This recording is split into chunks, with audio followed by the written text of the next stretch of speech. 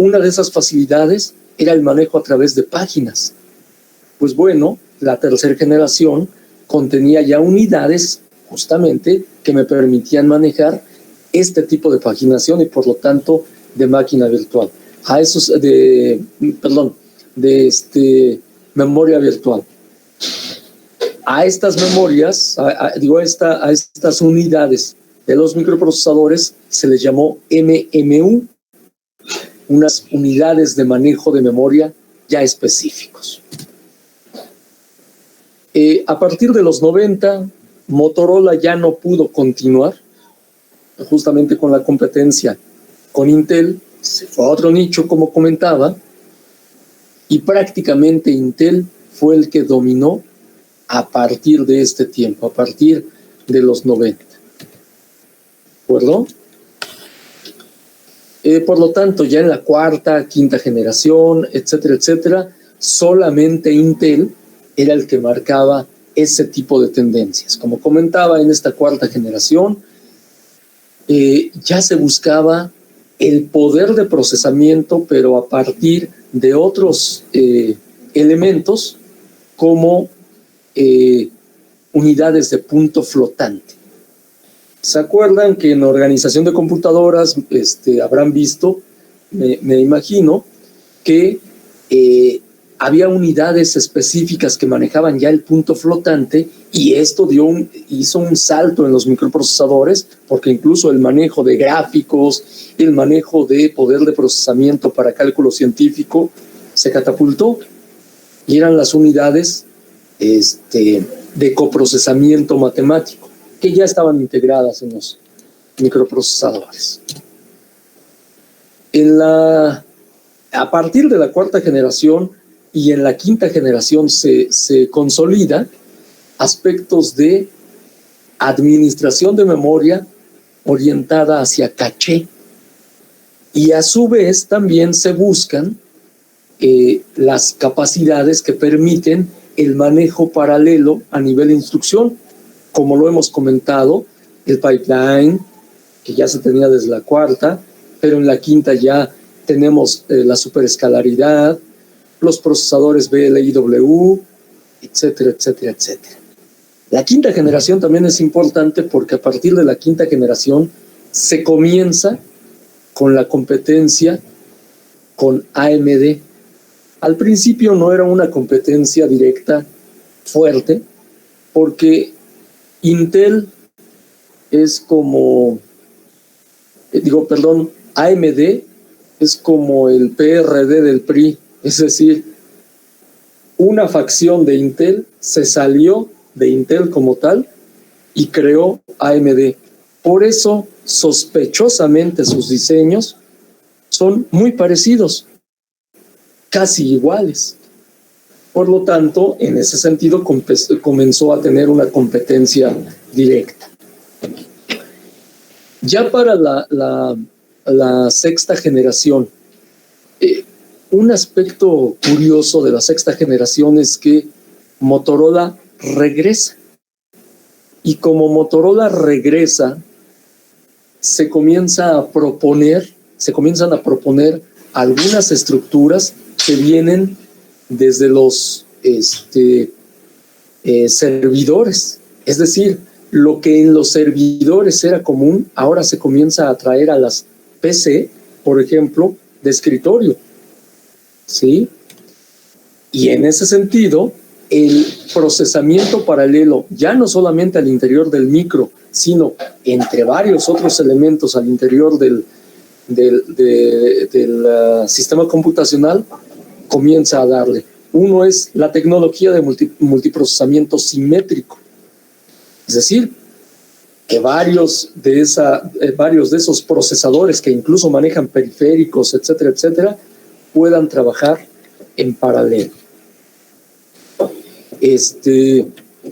Aquí ya la competencia de AMD cada vez es mayor. Hay una empresa llamada Cyrix, que es otro competidor más, muy bueno en algunos sentidos de aquella época, Y en esta sexta generación, esto que les acabo de comentar, da pie también justamente a que los gráficos sean cada vez mejores. Y aquí los podemos tener de forma resumida en una tabla, ¿sí?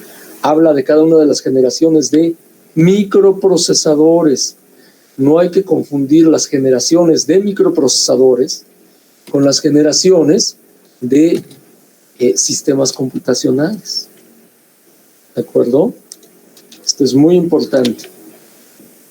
Habla de cuál microprocesador es representativo. Curiosamente, los representativos son de Intel. Ya comenté por qué. La versión que podría tener de bajo costo y los competidores que los trabaja otros modelos de la misma generación. Son los competidores que puede haber en esta misma. Esta tabla es muy importante porque nos habla de cada una de las generaciones de microprocesadores, los años en los que se dio como vigente y las características de forma resumida que les acabo de comentar, las características de forma resumida de cada una de las generaciones. ¿Sí? Y aquí simplemente algunos de los hitos, si saben qué es un hito, es algo así como un antes y un después de ese momento. Algunos de los hitos más relevantes que se dieron en general en los sistemas computacionales. Vean ustedes cómo uno de los hitos es la rivalidad que había entre Intel y Motorola, y a la postre la rivalidad entre Intel y AMD. ¿Sí? En aquel tiempo, como comentaba, la multimedia y el Internet se comenzaron a desarrollar enormemente a partir de la década de los 90. ¿Sí? Bueno, aquí un aspecto interesante y fundamental. A ver, vamos a ver. ¿Sí me están escuchando todos?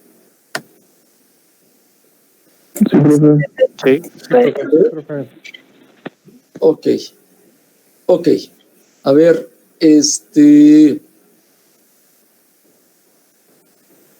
a ver, permítanme un momentito.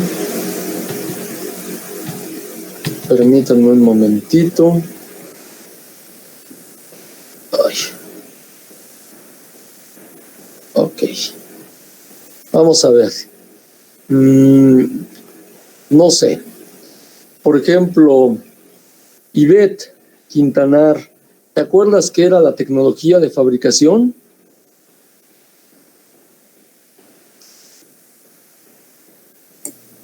No me acuerdo bien.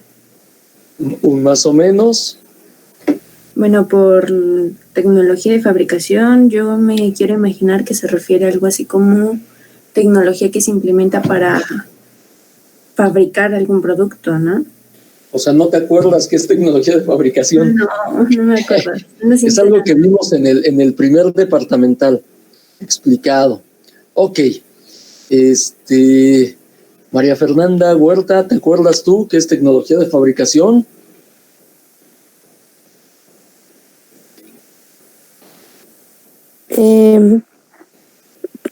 Creo que eran procesos tecnológicos, algo así. No. Un poquito más acercado, pero no, tampoco. De la Rosa, Kevin, ¿tú te acuerdas?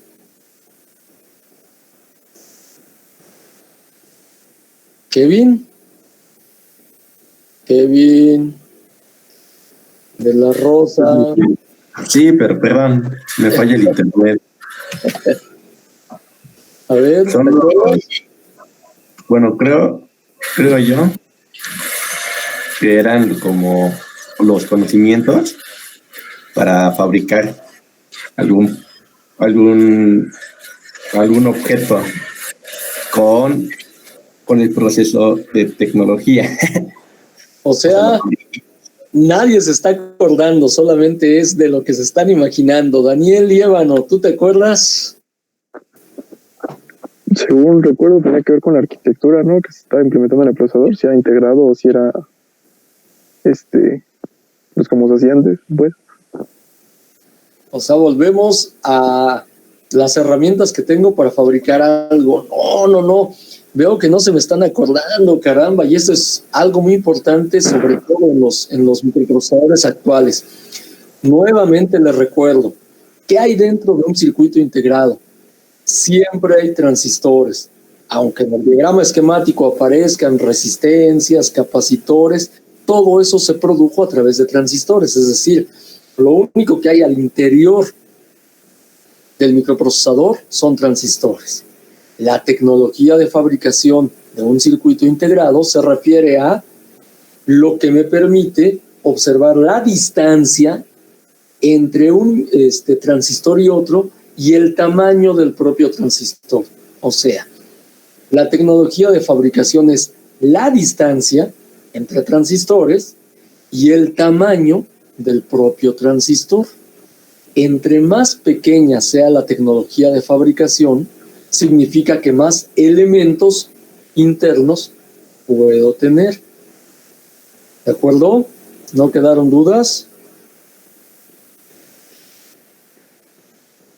¿No? Ok, gracias. Carlos Alberto Herrera, ¿me puede repetir nuevamente qué es tecnología de fabricación? Carlos Alberto Herrera. Perdón, profe, estoy aquí. Sí. ¿Me puede repetir nuevamente qué es tecnología de fabricación, por favor? Sí, profe, se refería a lo de que cada microprocesador estaba no sé, diseñado por varios transistores, a pesar de que su circuito implementara otros componentes. Ajá. Eso fue lo primero que dije, pero lo importante es lo que viene después. ¿Te acuerdas? Gente, jóvenes, nuevamente, segunda vez. Ok, todos los circuitos integrados están fabricados con transistores. La tecnología de fabricación es la distancia entre esos transistores y el tamaño de esos transistores. Distancia entre esos transistores y tamaño de esos transistores. Esa es la tecnología de fabricación. ¿Qué fue la tecnología de fabricación? Ali, Mayo Gómez. Sí. ¿Qué fue la tecnología de fabricación?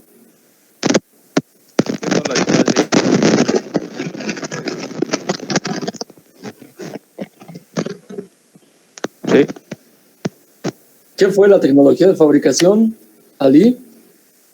¿Me escuchan o no? No, con mucho ruido. Listas. Que sí, es la distancia y el tamaño de los transistores. La distancia entre transistores y el tamaño de los mismos. Efectivamente, así es. Es decir, ¿qué pasa cuando más pequeña es la tecnología de fabricación? Leti Lara.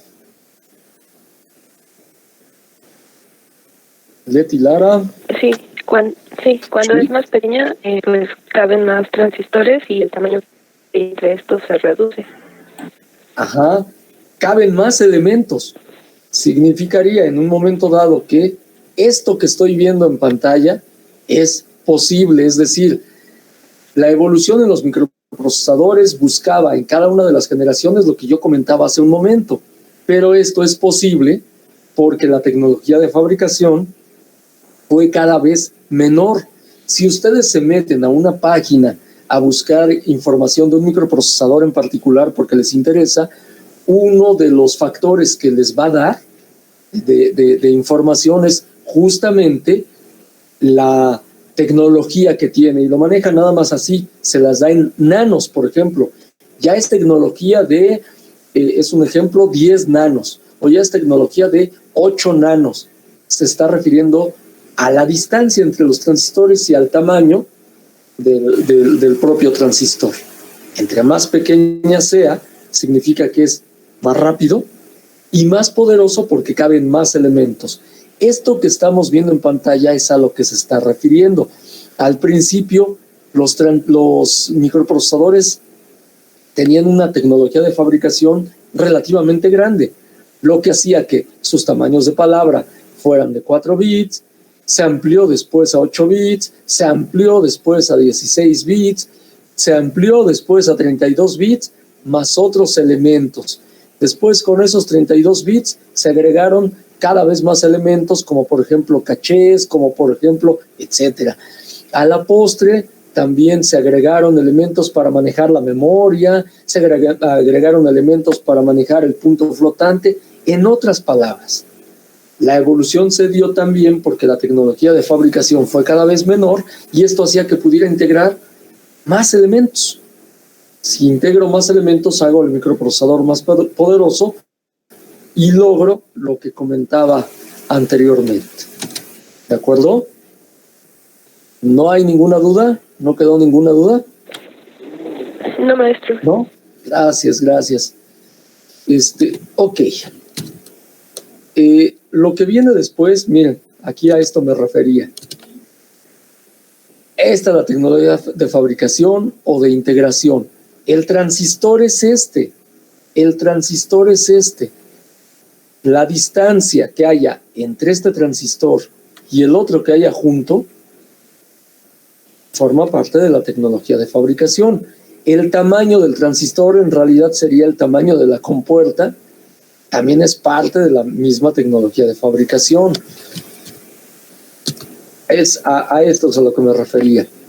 Ventajas, entre otras cosas también, la frecuencia que se está alcanzando. ¿Sí? La frecuencia que se está alcanzando. Ok. Ya para terminar con esta parte, porque lo que sigue ya son cuestiones de procesamiento paralelo. Aquí tenemos una comparativa de lo que les comentaba hace un momento, la tecnología. La distancia de integración es la tecnología de fabricación, los años en los que se fue dando, a qué modelos de procesadores de Intel dio pie, de AMD a los que dio pie. Ustedes no llevaron conmigo organización de computadoras, pero había una parte en donde hacíamos una tablita parecida a esta de, a ver, a este microprocesador de Intel, ¿qué competidor tenía? ¿De Motorola o de Xilinx o de AMD o de algún otro? Esa tablita era importante en ese tiempo para que ustedes observaran cómo Intel no era omnipresente, siempre había otro. Pues es algo parecido a esta tabla.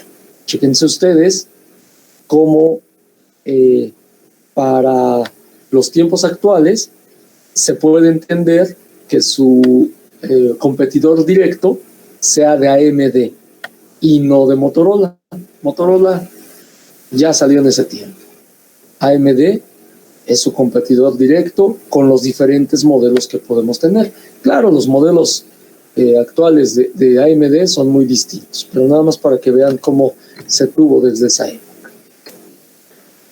Lo siguiente que vamos a ver, lo que viene de aquí en adelante, es un poquito de clasificación, que también le llaman taxonomía, de las diferentes máquinas paralelas que podemos tener, o de las diferentes máquinas que podemos tener. Con máquina me estoy refiriendo no a la computadora en su totalidad, sino al microprocesador, que puede ser en específico, o a un procesador en específico. Por ejemplo, el microprocesador principal tiene un tipo de clasificación por la forma de procesar la información, pero algo como el GPU tiene otra clasificación dentro de la misma, se encuentra en otra parte, por la forma que tiene de procesar la información. Es parte de lo que vamos a ver en lo siguiente, en la siguiente sesión, y con eso estaríamos terminando pues las clases como tal. Va a haber una práctica más solamente de Arduino y va a haber algunos elementos para evaluar justamente esta parte de teoría, y con eso también estaríamos terminando. De la siguiente semana a la otra yo tendría que subir las calificaciones. Yo sus calificaciones las espero tenerlas antes. Ya les diré qué elementos les voy a dar para evaluar también. Y pues bueno, con ello estaríamos terminando. Casi estamos llegando al final del camino, ¿de acuerdo? Al final de la carrera. ¿Sí? ¿No hay ninguna duda hasta este punto? No, profe, ninguna. Ok, gracias. El martes que viene vamos a tener nuestra última sesión como tal, presencial. Les voy a dar algunos elementos de esto. Yo antes les voy a subir lo que corresponde a la práctica para que el martes que viene, sí, tenemos el martes, ¿verdad? Me parece. Sí. El martes que viene, comentamos la parte de lo de laboratorio que ya les suba, y con eso tendríamos los elementos suficientes. ¿De acuerdo? ¿Sí? Sí, maestro.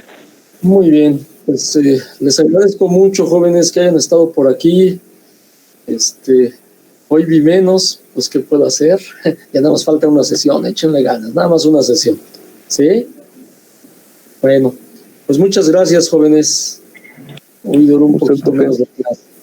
Cuídense mucho, por favor, muchas gracias. La cosa está difícil, así es que cuídense mucho, por favor, ¿sí? Mucho. Gracias, igualmente. Gracias, profe, igualmente. Hasta luego. Hasta luego, cuídese. Hasta luego, profesor. Bye. Buen día, profe. Igualmente, gracias. Hasta luego.